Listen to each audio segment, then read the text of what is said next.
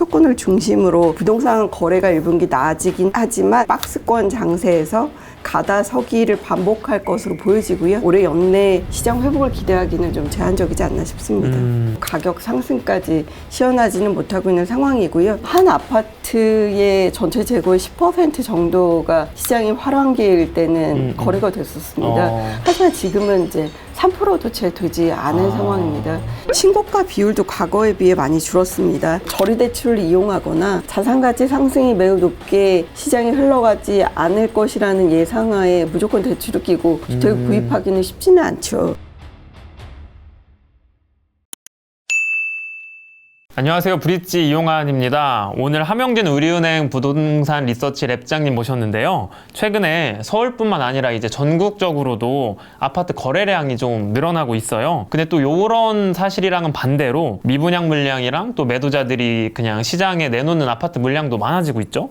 그래서 사람들 간에는 뭐 부동산 시장이 상승기에 접어들었다, 아니다를 갖고 갑론을박을 좀 많이 하고 있는데, 오늘은 우리 랩장님이랑 함께 부동산 시장이 과연 상승기에 접어들었는지 볼 수 있는, 판단할 수 있는 지표들 한번 하나씩 살펴보면서 좀 얘기를 나눠보겠습니다. 서울시장부터 한번 보면요, 서울 아파트 거래량이 작년보다는 좀 올해 들어서 많이 늘고 있어요. 3월 같은 경우에는 4,000건 넘었다가 뭐 거래 취소 때문인지 3,800 정도로 줄긴 했는데, 4월에도 지금 보니까 아직 등록을 할 수 있는 기간이 2주 정도 더 남았는데도 3,000건이 이제 넘어설 것 같더라고요. 그래서 제가 한번 서울 아파트 거래량 10년치를 계산해보니까 평균이 한 3,200건 정도인데, 요런 추세로 봤을 때 거래량을 기준으로는 좀 시장이 살아나고 있다고 볼 수 있을까요? 일단 저는 뭐 서울이나 수도권 주요 중심으로는 바닥을 다지는 분위기는 좀 명확하게 보이고 있다고 보여집니다. 3월 서울 아파트 매매 거래량이 취소가 있을 수 있지만 일단 4,000건을 넘어섰고요. 말씀하신 대로 아직 실거래 신고 기간이 남아있는 4월 거래량도 5월 9일 기준으로는 3,080건으로 거래가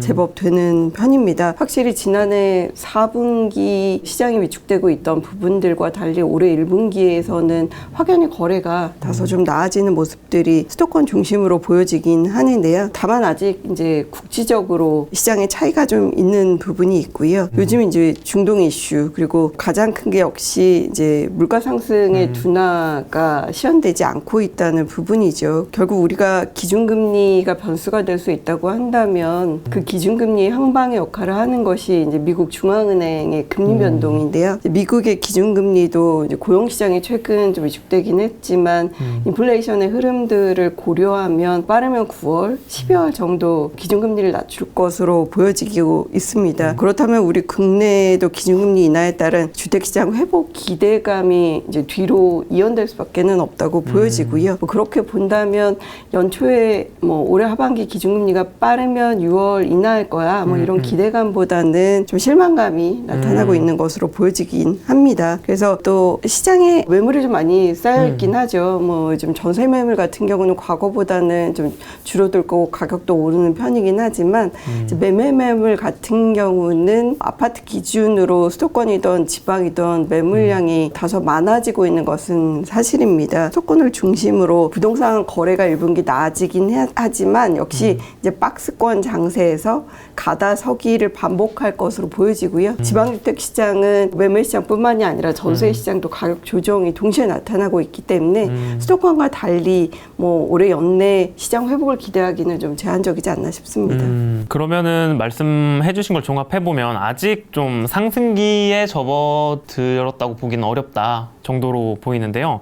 아까 전에 이제 국지적으로 시장의 차이가 있다고 한번 말씀해 주셨는데, 수도권과 지방의 차이를 국지적으로 차이가 있다고 말씀을 하신 건가요? 네, 그렇습니다. 근데 최근에 양극화는 단순히 수도권과 지방뿐만 아니라 수도권 내에서도 가격이나 또 시장 수요, 대기 수요 양극화가 동시에 나타나고 있는 것으로 보여집니다. 수도권과 지방의 집값 흐름의 차이가 있고요. 그리고 최근의 움직임들은 역시 이제 급매물 위주로 향후 시장이 피벗하거나 턴어라운드 했을 때 자산 가치 상승을 극대화할 수 있는 지역 위주로 수요가 밀집하는 움직임을 보이고 있는데요. 하지만 아직 뭐 지방 지역 같은 경우는 올해까지는 입주 물량이 좀 많은 편이고요. 그리고 흔히 이제 미분양 적체 현상이라고 하죠. 6만 가구를 넘어서 미분양 중에 5만 가구가 지방 지역에 집중적으로 쌓여 있습니다. 대구라든지 또 경상도 같은 지역들, 그리고 경기도 내에서도 지역적 편차는 있지만 8천 가구 정도 미분양이 쌓여 있죠. 그래서 미분양이 많은 지역에서는 매매가뿐만 아니라 전세 가격도 하락하고 있는 상황이기 때문에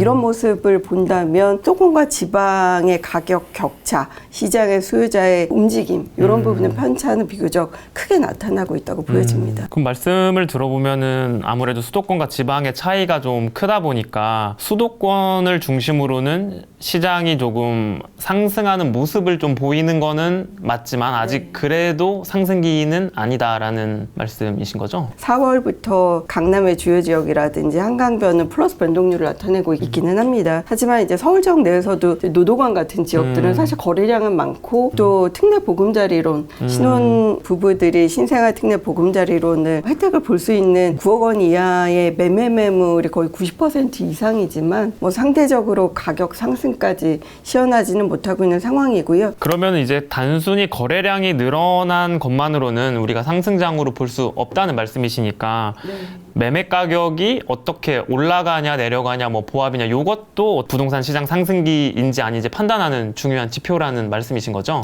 네, 그렇습니다. 사실 이제 시장의 국면을 파악할 때 여러 가지 지표를 보면 좋을 것으로 보여집니다. 아까 이 기자님이 보신 것처럼 이제 거래량이 있을 수 있겠고요. 거래량에 따른 가격의 움직임도 상당히 중요한 패턴이라고 할 수 있겠죠. 거기에 이제 가격에서도 수요자의 기세를 좀 볼 수 있는 부분이 있습니다. 이제 예를 들어서 같은 단지의 동일 평형이 직전 거래 대비 그 이후의 거래가 상승해서 거래됐는지 하락해서 거래됐는지 비율을 묶어본다든지 그리고 해당 단지의 그 해당 유닛이 역대 신고가를 기록했는지 신저가를 기록했는지 내지는 중간 가격 정도에 거래됐는지 그리고 거래가 됐다면 단지의 재고 대비 거래 회전율은 얼마나 되는지 뭐 이런 수치들도 시장 흐름을 파악하는 데 중요한 요소가 될 것이라고 보여지고요. 그리고 결과적으로는 기존 주택 시장과 신규 분양 시장이 맞물려서 움직이고 있다고 보여집니다. 그렇다면 올해 이제 분양 시장도 살펴보실 필요가 있을 텐데요. 아파트 입주 물량 그리고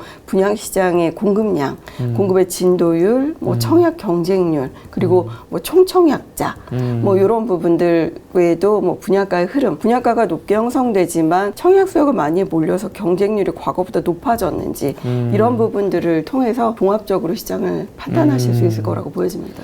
그럼 말씀해주신 지표들 중에 조금 분석을 하셨던 것들이 있을까요? 저는 이제 거래 회전율이 눈길을 끌고 있는 부분이라고 보여지는데요. 네네. 예전에는 한 아파트의 전체 재고의 10% 정도가 시장이 활황기일 때는 거래가 됐었습니다. 하지만 지금은 이제 3%도 채 되지 않은 상황입니다.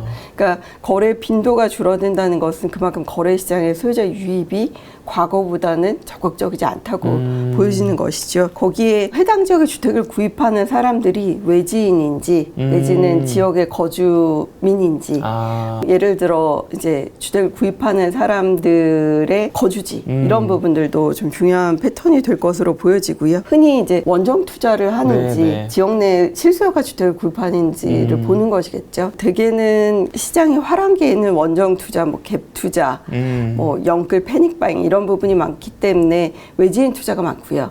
지금은 실거주, 같은 지역에 거주하는 사람이 같은 지역 내의 아파트를 구매하는 패턴들이 훨씬 높은 편이고요. 그리고 신고가 비율도 과거에 비해 많이 줄었습니다. 서울 지역 같은 경우는 2021년, 2022년 하반기 기준금리가 급격히 오르기 전까지는 매매되는 거래의 한 40% 정도는 역대 최고가를 기록할 만큼 많이. 주택을 아주 높게 거래하지만 향후에 자산 가치가 더 올라서 내가 이 높은 가격에 매입했던 것 이상의 차익을 볼 것이라는 기대 심리로 신고가 주택을 매입하지만 지금은 관련 수치가 5%가 채 되지 않은 편입니다. 좀 낮네요. 매매 시장이 모든 지역이 동일하게 가격이 오르지 않다 보니까 가격 상승이나 기대 심리가 없다면 집을 사기보다는 임대차 시장에 머무는 수요가 많고요. 최근에 또 보면은 전세가율이 이제 계속 오르고 있다 보니까 또 수도권 일부 지역에서는 갭 투자가 다시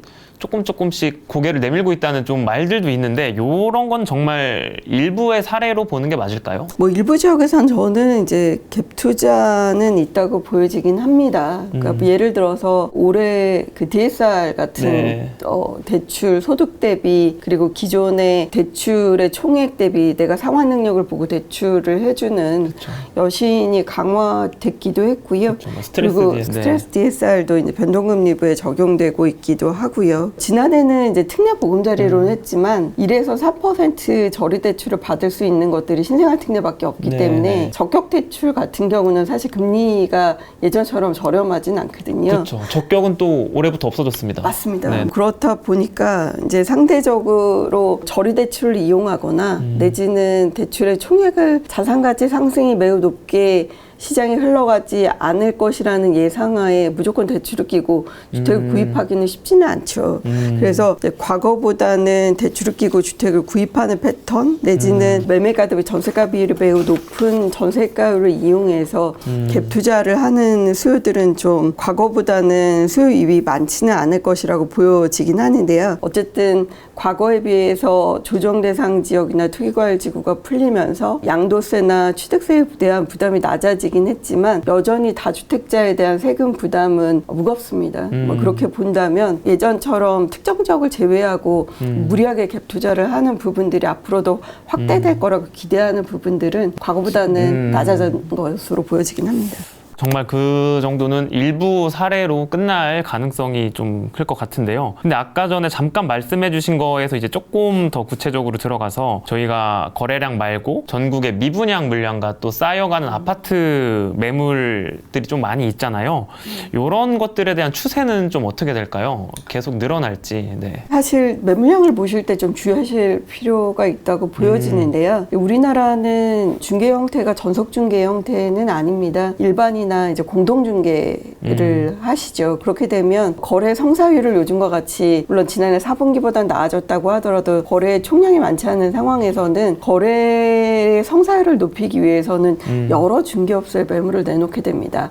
그러면 이제 중복 매물을 완벽히 걸러낼 수 없다면 매물량이 펌핑되는 경향들도 있죠. 이제 거래 회전율이 낮다고 하면 매물의 소진율이 낮기 때문에 매물 적책이 더 커 보이는 이슈는 있을 거라고 보여집니다. 이제 그 부분들을 보실 때 시결을 보시는 건 좋겠지만 이 매물이 반드시 진짜 그렇게 있을 거야 뭐라고 보시는 것들은 지역별로 디테일하게 보실 필요가 있다고 보여지고요. 매물량은 아마 당분간은 이 상태가 조금 더 이어질 것으로 보여집니다. 특히 이제 지방 지역 같은 경우는 올해 집값이 5월 9일 기준으로 0.83% 그리고 입주가 많은 부산이나 대구는 1% 이상 좀 하락하기도 하고요. 물론 이제 지난해 집값이 많이 떨어질 때는 6, 7%까지도 집값이 떨어졌기 때문에 낙폭이 둔화됐기는 했지만 이제 미분양 적체 현상이 있고 미분양이 빠른 해소가 어렵고 매물의 거래 회전율도 낮다고 본다면 매물의 적체 현상, 매물이 좀 순증하는 현상은 조금 더 이어질 수 있다고 보여집니다.